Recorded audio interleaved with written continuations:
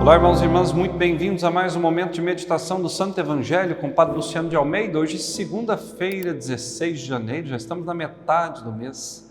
Daqui a pouco estaremos no Natal novamente. Esse ano parece que vai nos engolir com a ligeireza do tempo. Então, eu quero te convidar a tomar em mãos essa palavra que está aí nessa segunda semana do tempo comum. Palavra que está em Marcos, capítulo 2, versículos de 18 a 22. Naquele tempo, os discípulos de João Batista e os fariseus estavam jejuando. Então vieram dizer a Jesus: por que os discípulos de João e os discípulos dos fariseus jejuam e os teus discípulos não jejuam? Jesus respondeu: os convidados de um casamento poderiam por acaso fazer jejum enquanto o noivo está com eles? Enquanto o noivo está com eles, os convidados não podem jejuar. Mas vai chegar o tempo em que o noivo será tirado do meio deles. Aí então eles vão jejuar.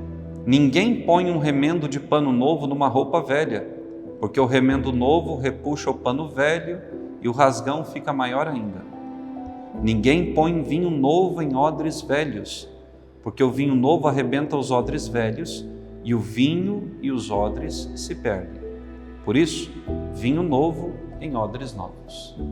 Palavra da salvação. Glória a vós, Senhor. Irmãos e irmãs, palavra um tanto quanto enigmática de Jesus, né?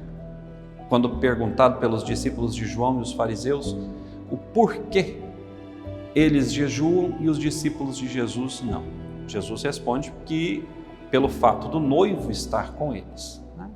Jesus entende o reino de Deus como uma grande festa de núpcias, uma boda eterna, onde a nossa alma e a nossa vida constantemente se entregam a Jesus, Senhor e Redentor da nossa história.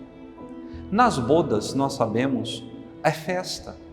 Nas bodas, o noivo, a noiva estão alegres, celebrando com todos, comendo, bebendo vinho, tomando, os licores que foram preparados para aquela celebração, experimentando dos manjares.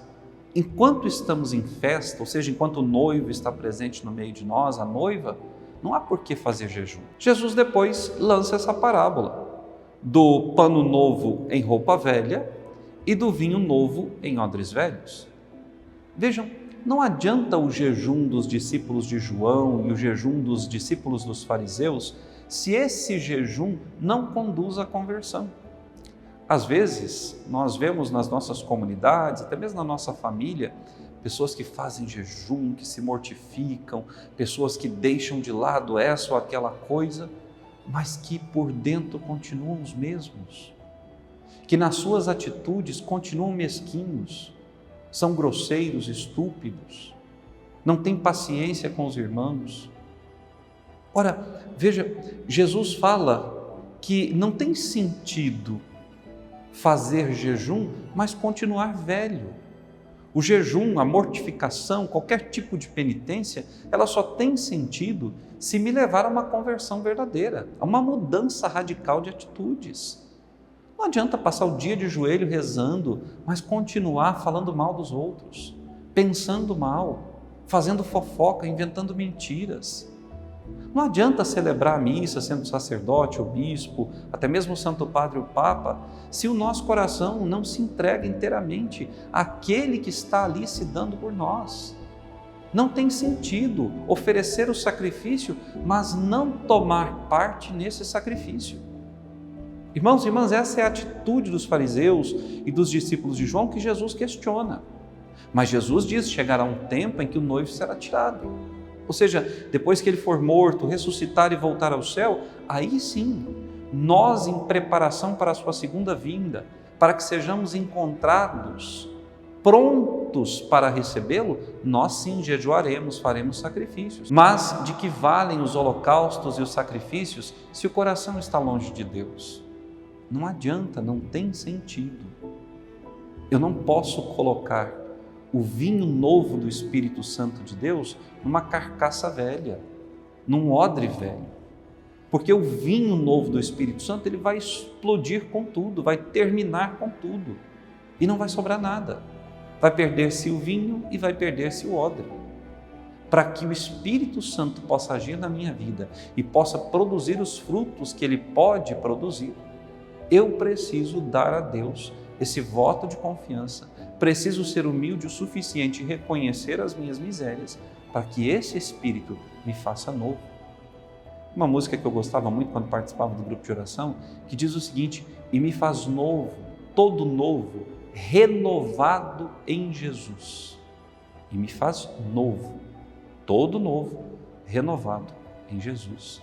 Eu preciso ser renovado por Jesus. E quem é que faz essa renovação? O vinho novo do Espírito Santo.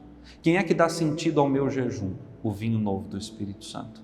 Quem é que pode confirmar diante de Deus todos os meus sacrifícios e fazer com que esses sacrifícios alcancem a remissão dos meus pecados e graça após graça sobre a minha vida e a vida dos demais? É o Espírito Santo de Deus.